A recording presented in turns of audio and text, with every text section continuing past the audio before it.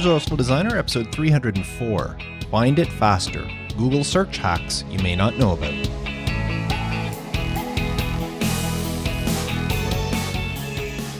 Welcome to the Resourceful Designer Podcast, offering solutions to streamline your graphic and web design business so you can get back to designing. And now, your host. His definition of success is having the means to spend quality time with his family. Mark DeCote. Of course it is. Spending more time with my family is one of the reasons I wanted to start my own home-based business. I loved having the flexibility to go on school trips and other things with my kids when they were younger, and I love spending the day with my wife when she's off from work. But don't get me wrong, I like making money, but spending quality time with my family is even more important to me. Luckily, working for myself and controlling how much I charge allows me to do both. It's a win-win, don't you agree?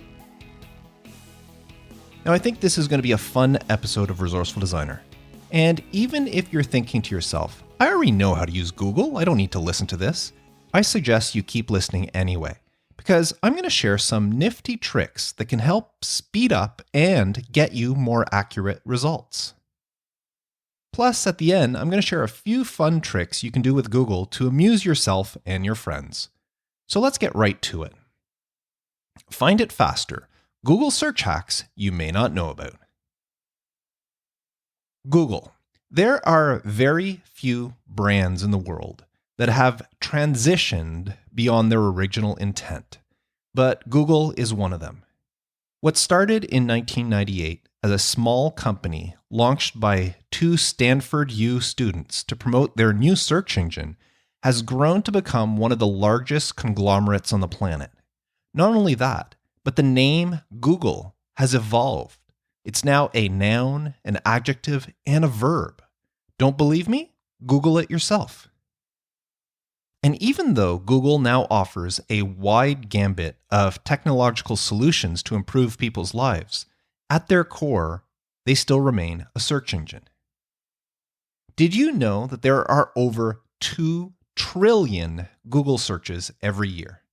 Now, it's hard to fathom just how big 2 trillion is. So let me put it into a little bit more perspective for you. That works out to over 5 billion, with a B, billion searches on Google every day. That's 228 million searches every hour, which works out to almost 4 million searches every minute. That's a lot of searching. And I don't know about you, but sometimes I feel like I'm contributing quite a bit to that number. Now, with the entire planet using them to satisfy their inquisitive minds, Google has to make sure its platform is easy to use. Easy enough for young children and seniors alike, and everybody in between. I mean, you type in what you're looking for in the search bar, and Google provides you with a list of possible answers. It's that easy. Now, of course, Google's results aren't always what you're looking for, but they make it very easy for you to try again and again with another search. But what if I told you there are some simple tricks that you can use to help you get better search results on the first try? So here are 16 search hacks to help you find things faster.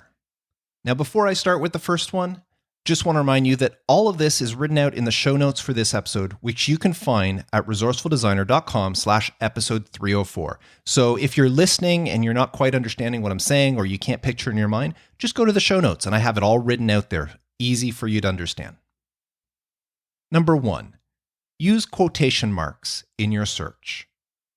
Enclosing your search term in quotation marks will return results with that exact phrase. Have you ever noticed sometimes when you'll type something in and the results don't exactly match what you entered?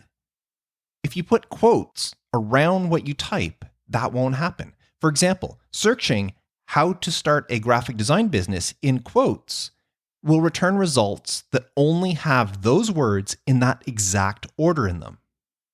This is the easiest way to find exactly what you're looking for. And here's another extra tip for you.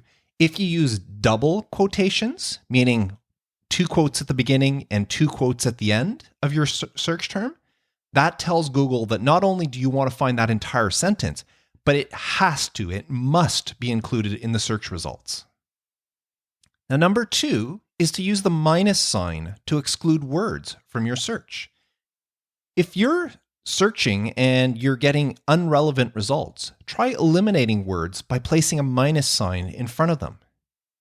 For example, if you want to know the top speed of a Jaguar, the cat I'm talking about, not the car, you would search for Jaguar speed minus car. This will eliminate searches pertaining to the Jaguar motor vehicle and only show you results of Jaguar the cat.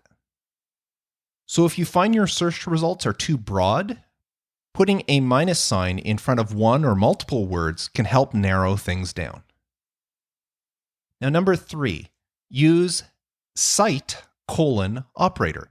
So SITE : and this will show you results from a specific website. Now, of course, not every website has a search bar, but that doesn't matter if you know this search operator. By adding cite : and then the website you want to search, along with your search term after that, it will return results only from that website. For example, you can search for how many computers can I install Photoshop on and include cite : adobe.com in the search query. The results you get to answer that question will only come from Adobe's website. Now, this is a great hack if you're getting mixed messages from different websites. Like maybe one website saying you could only install Photoshop on one computer, another one says, oh, you can install it up to 3 or 4. Well, go directly to Adobe and find the answer. And the easiest way is to search for that question and include cite : and then the website you want to search on. So number 4, use an asterisk as a wildcard in your search. An asterisk is a star-looking character that you get by pressing Shift-8 on your keyboard. Replace a word in your search with an asterisk to see results from multiple possibilities. For example, say you're planning a trip to Disneyland.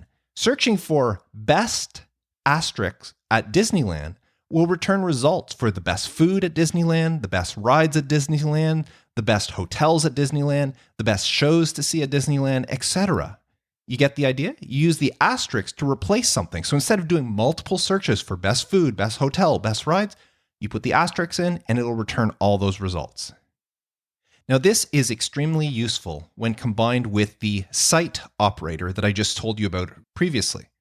For example, if you want to find results from only government websites, but not a particular government website, it could be any government website, then include cite : *gov in your search string. Now you'll only get results from websites that have the .gov extension on it. You can do the same thing if you're looking for educational, put *edu or any other combination. So the asterisk is very, very useful to use in different places and different search terms. Now, number 5 is to use or, and to help find multiple results. Now, when you're using or the word and, you must put them in all caps. If you put them in lowercase, Google thinks it's just part of the phrase that you're searching.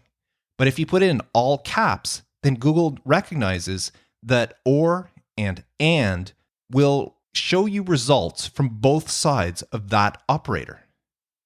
So or can be used to find multiple results. For example, you can search for Christmas decoration ideas in blue or green. You'll get results showing blue ideas and results showing green ideas.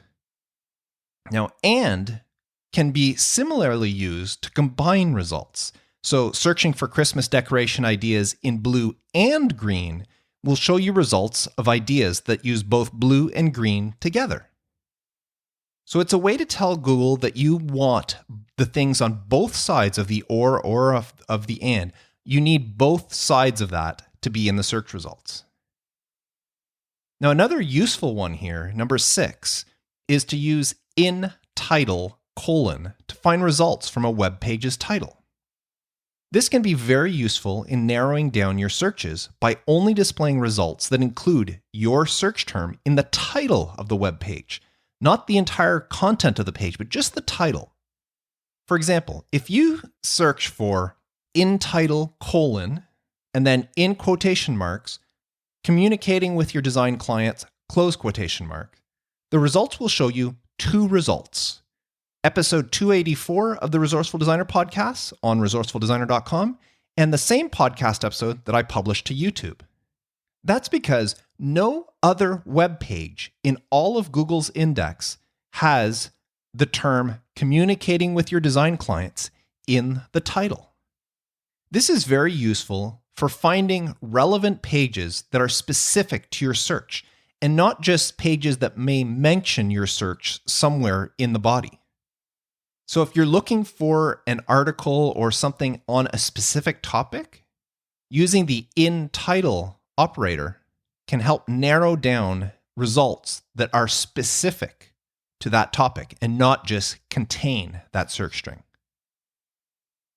And number 7 is use all in URL colon to find results from a specific web page's URL. This is similar to the in title one I just shared with you, except this time, instead of searching the title, it searches the URL of the website. For example, typing all in URL, then resourceful designer niche will return every web page containing the words resourceful, designer, and niche in the URL. So this is useful if there's a site with, say, lots of articles and you know you're looking for an article on a specific topic. Combine this with some of the other one. You can use site colon, you put the website, the domain of the site you want to search, and then all in URL, and put the search term that you want to use, and it'll return only the articles that contain that information from that particular website. So it'll really help you narrow things down. Now, number 8 is use file type colon to find specific files. Now, I've shared this one on the podcast before, and this has to be one of my favorite Google hacks. And that's using file type colon to help you find specific file types, such as Word doc files, maybe PNG files, or in my case, I love finding PDF files this way. Say you want to find a user manual for something you bought secondhand, such as, let's say, a treadmill. So you bought a secondhand treadmill, and of course, you didn't get the user manual with it, but now you want to figure some stuff out. So you know the brand and model of the treadmill, so you can type in the brand, the model number, and then include file type colon PDF. And your search results will show you all the PDF files on the internet with that treadmill's brand name and model number. And then it makes it easy to download. Now, as I said, this is one of my favorite Google hacks. I use it all the time to get vector logos for companies by combining the site hack I mentioned earlier and the file type. For example, say I'm designing a poster for a local event, and I need to include the sponsor's logos on it. And I want those logos in vector format. Now, I could try contacting each sponsor and try to get their logos, or I can actually ask my client to contact them, and you know what a headache that is because the client doesn't know what they're asking for. Next thing you know, you end up getting a logo inside a Word document. You know, you've been there. So gathering these things can be very tedious. But if this is a well-established company, you can sometimes search their website for PDF files and extract the logo yourself. I've done this hundreds of times over the years. Just search for site colon, and then you put in the company's website, followed by file type colon PDF. And this will show you a list of all the PDFs on the company's website. Then it's just a matter of looking through them and finding one that has the vector logo that you want, and then you extract it. It's so easy, and it saved me countless hours over the years. Now, number 9 is a very fun one, and that's to use related colon to find similar websites. I find this one useful when I'm doing research. By typing related colon and then entering a website URL, Google will show you not that website, but websites it thinks are similar to it.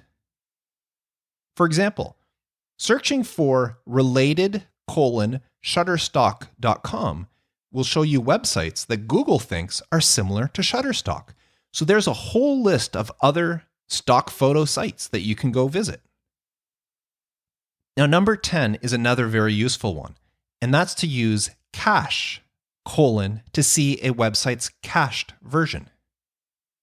Now, this is extremely useful if for some reason the website you're trying to visit is down, or if you're looking to maybe buy a domain and you want to see if it's been used before and what the site was before. You can sometimes find out this way. Now, I used this one recently after purchasing something from an Instagram ad I saw. I clicked on the ad and it brought me to a website where I saw something I liked and I made a purchase. Well, when I received the item, it wasn't at all as described as in the ad. And then I went back to the website that I purchased it from, only to see that the site was no longer there. It was gone. Now, luckily, I was able to use this method to find a cached version of the site using cache : and then the site domain. And through that cached version, I was able to find their contact information, get a hold of them, and after several back and forth, they agreed to return my money. So that is very useful in finding a site that's not there anymore, or even if you want to see an older version of a website. If you go to a site and it's like, oh, the site's changed, but I was looking for something, look at the cached version, and maybe you'll find what you need. Hack number 11 is to use link : to find pages that link to another page. Now, this one is also very useful if you're interested in website backlinks and where they come from. You enter link : followed by a URL, and the search results will show you all the websites that are linking to that URL. Now, this is an excellent way of finding out who is linking to, say, your website, or if you're building websites for clients, you can find out who links to the competition and possibly reach out to them for some great backlinks that will help your client's SEO. Now, yes, there are many great tools that do this as well, but this function is a very easy one to just test out and see what comes up. So that's link : followed by the URL. Now, number 12 is to use the plus sign to include specific websites or term in your search results. You can use the plus sign similar to the cite : operator. So searching for, say, niche plus resourceful designer will show you results containing both niche and resourceful designer. Now, I personally like using the cite one more because it's more precise, but this one is also usable. You can also use it for a quick way to narrow down a search. For example, you can search for maybe famous quote plus Henry Ford, and your search results will contain all the quotes from Henry Ford. So it's an easy way to do some of the stuff that I talked about with other ones. You can use the plus instead of the cite : or you can use it instead of the and. So you have multiple ways to do similar things. Now, number 13 is to use the tilde to find approximate words. Now, the tilde is if you're not familiar with that character, is the wave-like line that's usually found on the key to the left of the number 1 on your keyboard. And you have to press the shift key and that key in order to get the tilde. Now, the tilde is very helpful if you're unsure of a spelling of a word, or if there's multiple spellings of a word. For example, since I'm in Canada, I spell the word color with a U. But while searching for, say, a new color printer, I would get the best results by typing quote best tilde color printer close quotes. Now, it doesn't matter if I spell color COLOUR or COLOR. I'll get results showing both spellings because I put the tilde in front of it. It'll show me both. This is also great if you want to search for something and you're not quite sure of the spelling. Put a tilde in front of it, and Google will show you multiple results based on that. Now, Google has gotten smarter over the years, and it knows sometimes that you mistype things or spelling is wrong, so it's gotten really good at finding those results anyways. But if you're having some trouble, the tilde character still works. Now, number 14 is to use brackets in your search to isolate parts of your search string. Brackets allow you to combine multiple methods that I've shared with you already in a single search string. It's similar to, say, a math problem like open bracket 2 plus 3, close bracket times 2. Well, that equals 10. And you do that by looking at what's in the bracket, the 2 plus 3. You add that up together, become 5. Then you do the times 2 that's outside the bracket to give you 10. So in math, you always do what's in the bracket first, and then you do the rest of the equation. Well, adding brackets to your search string can help focus your search. Say, for example, I wanted to find a design conference to go to. I could type in something like site:aiga.org, or in capital, rgd.ca, which is a Canadian registered graphic designers. Then I could put in brackets, conference or workshop, close bracket. Then I can maybe include and then open another set of brackets and say Photoshop or Illustrator. And then when I hit the return, what's going to happen is Google will show me results that are from either the AIGA website or the RGD website. They're going to show me results that contain conference or workshop in it, so it's either or. And it's going to show me results that have Photoshop or Illustrator in them, if I'm specifically want to go to a conference to learn something about Photoshop or Illustrator. So it'll help really narrow down the search. So by using brackets, I can tell Google that I want to find a conference or a workshop, and I want to find something that's related to Photoshop or Illustrator. So the brackets help isolate different things, and it tells Google or helps clarify to Google what you're searching for. Now, number 15 is to search a range of numbers. You use 2 dots or 2 periods, which is great for finding things between a range. For example, typing who won the Super Bowl in 1996, 2 dots, 1999, will show you the results containing Super Bowl winners from 1996, 1997, 1998, and 1999. So you know that you're getting the results you want. You can also use this if you're looking for, say, prices. You're trying to buy a new camera. Well, you can say camera and then put the price, say, $100. So $100, ... $300. Now the results you're going to get will show you all the cameras they can find that are priced between $100 and $300. So there's lots of really good uses for this. I know somebody who uses this all the time. He restores old cars, and if he's looking for a specific part for a car, he'll do a search and he does this. He'll put the year, say he knows that whatever, I don't know, a door panel would fit the car from 72 to 76, and then they changed it. So if he's looking for a door panel, he would put, the make and model of the car, door panel, and then he would put 1972, ... 1976, and then it will only show him results for door panels from those years of the car. So it's very, very useful. And the final one, number 16, that I'm going to share with you, is that if you want to find something on social media, include the @ and then the social media name in your search. So if you're trying to find something that somebody said and you know they said it on Twitter, say, then you can type in the person's name and put @Twitter in your search results, and it'll only show you results from Twitter or @Facebook or @Instagram or @whatever. If you want to search only on a social media platform in Google, just add @ and the social media name. So those are 16 hacks to improve your Google searching and help you find things faster. And of course, that's only scratching the surface. Google has so many other uses as well.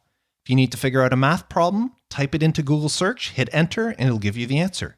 Need to do a quick conversion from, say, Fahrenheit to Celsius or miles to kilometers, or if you're converting weight or distance or anything, just type it into Google search and it'll give you the answer. Need to know how much your money is worth elsewhere? Do a quick currency conversion in Google search. Are you planning a trip?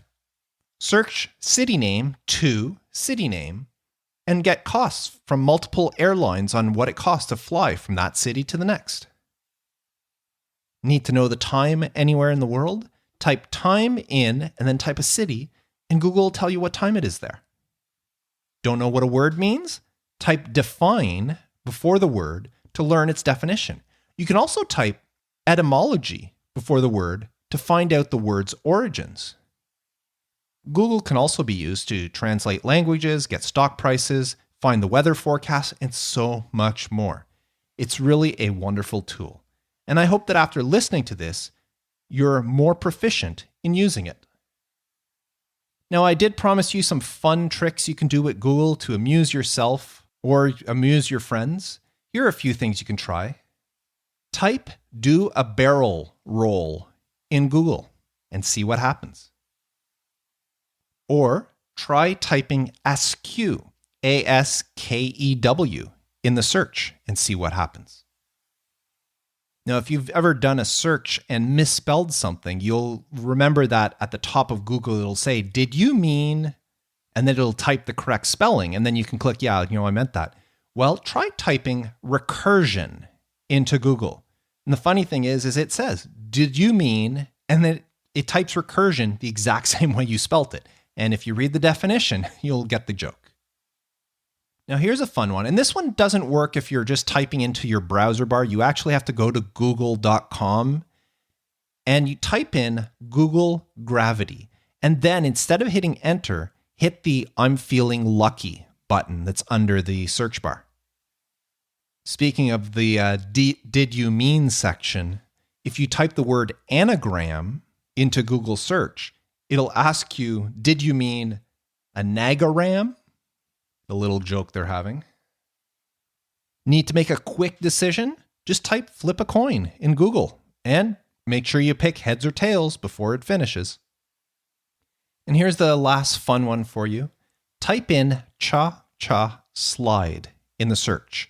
And when the results come up, next to the word "cha-cha slide," there's a little microphone. Try clicking on it multiple times and see what happens. So there you go. Lots of fun things to do with Google, as well as some great insight on how to improve your searches. Now, I hope that even if just one thing helps you today, that you got some value out of this.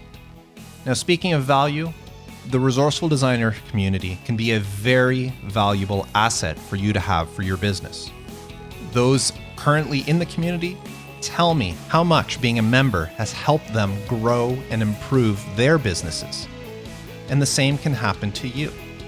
There is so much going on in the community, and I don't want you to miss it. To learn more, visit resourcefuldesigner.com/community and join today.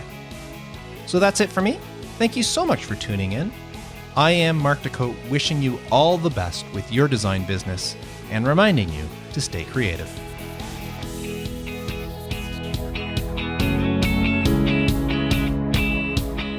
Thanks for listening to the Resourceful Designer Podcast at resourcefuldesigner.com.